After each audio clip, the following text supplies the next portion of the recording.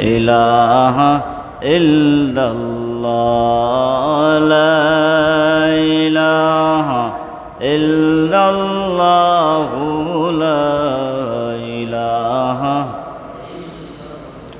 আল্লাহ আল্লাহ আল্লাহু লা ইল্লাহু আল্লাহ আল্লাহ আল্লাহু লা ইল্লাহু আল্লাহ আল্লাহ আল্লাহু লা بار لبي له الكه آيد اليتم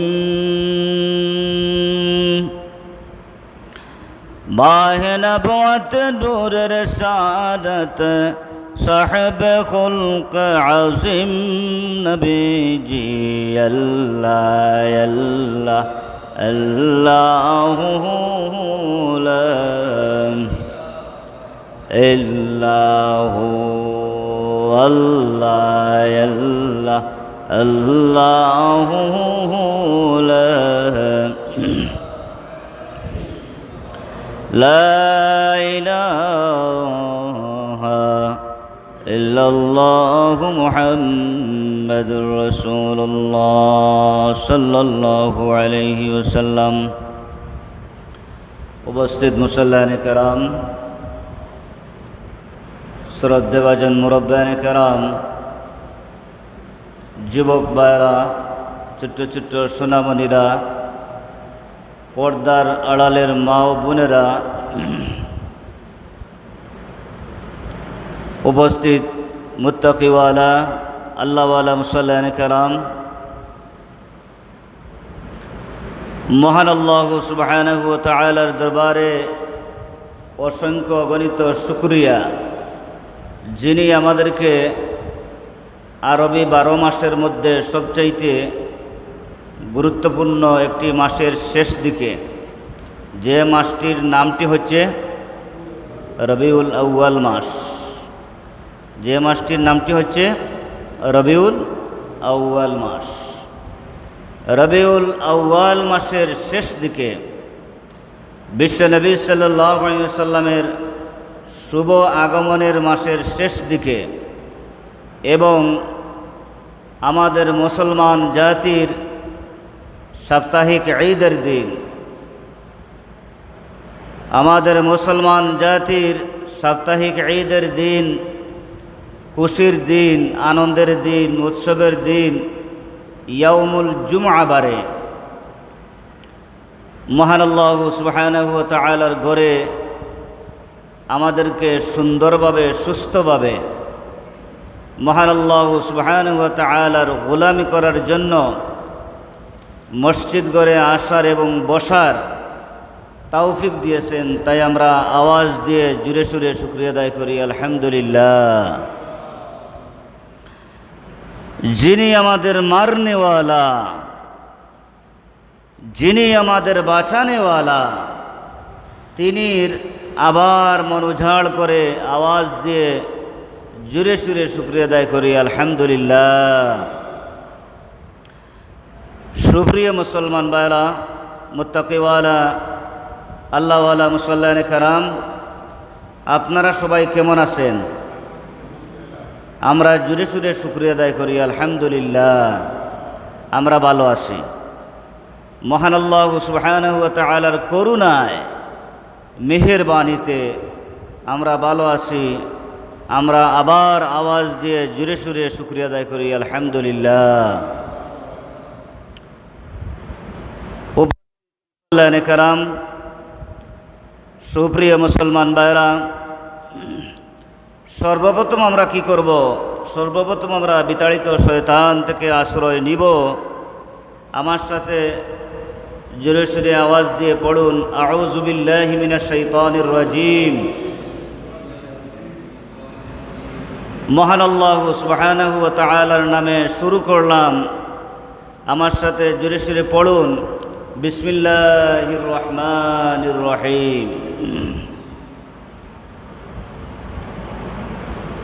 উপস্থিত মুসল্লানে কেরাম, সুপ্রিয় মুসলমান ভাইরা,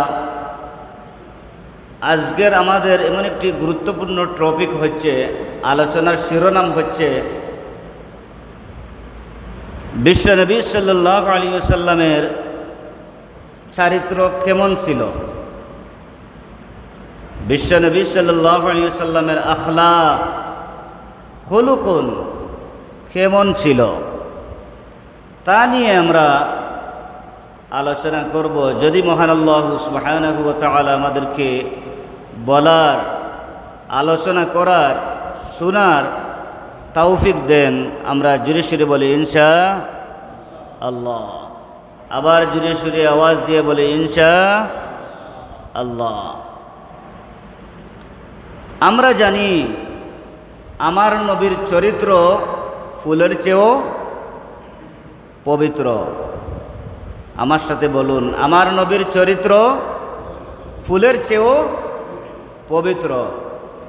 তাহলে আমরা বলি কেন আমার নেতার চরিত্র ফুলের চেয়েও পবিত্র? এ বাক্য কি সবার বেলায় যায়?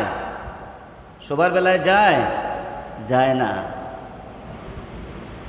একজনের বেলায় যায়, তিনি হচ্ছেন বিশ্বনবী, দু জাহানের বাদশাহ, আখিরি জমানার নবী হযরত মুহাম্মদ মুস্তাফা সাল্লাল্লাহু আলাইহি ওয়াসাল্লামের বেলায় যায়।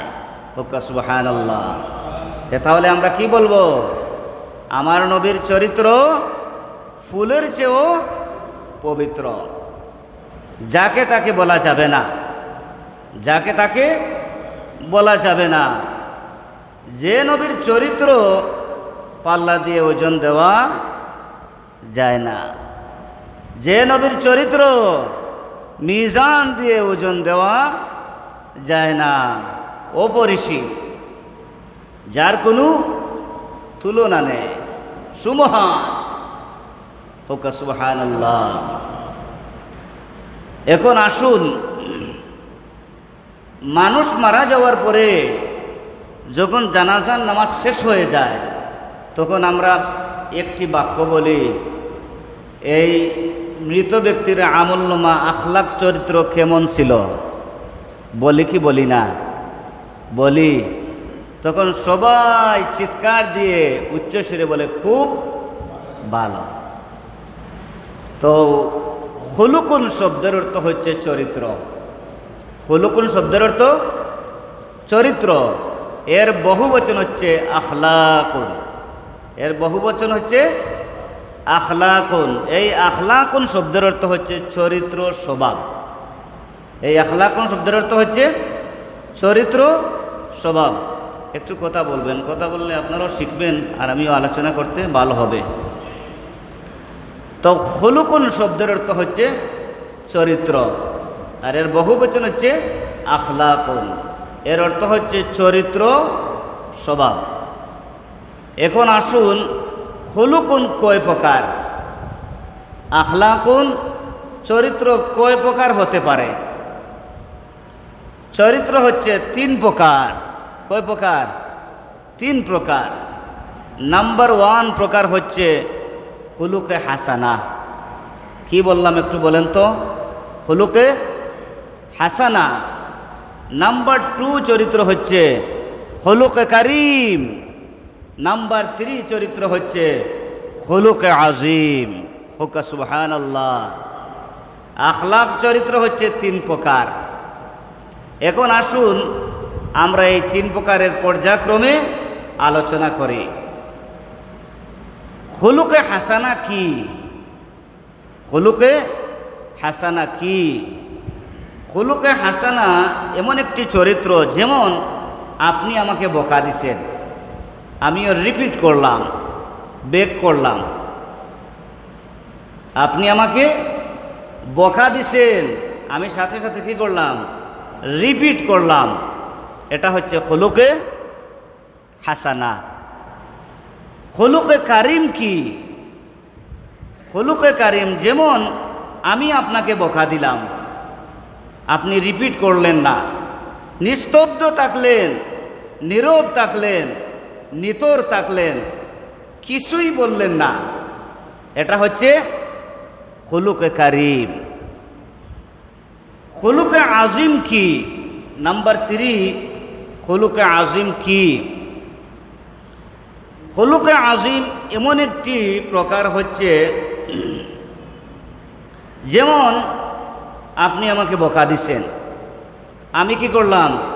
বকা শুনে আপনার জন্য দোয়া করলাম। হোকা সুবহানাল্লাহ। যেমন আমি আপনাকে বকা দিছি, আপনি বকা শুনে আমাকে কি করলেন? বুকে জড়িয়ে ধরলেন। হোকা সুবহানাল্লাহ। কিন্তু এই খুলুকে আজিমের মালিক একমাত্র একজনই, তিনি হচ্ছেন বিশ্বনবী, দু জাহানের বাদশাহ হযরত মুহাম্মদ মুস্তাফা সাল্লাল্লাহু আলাইহি ওয়াসাল্লাম।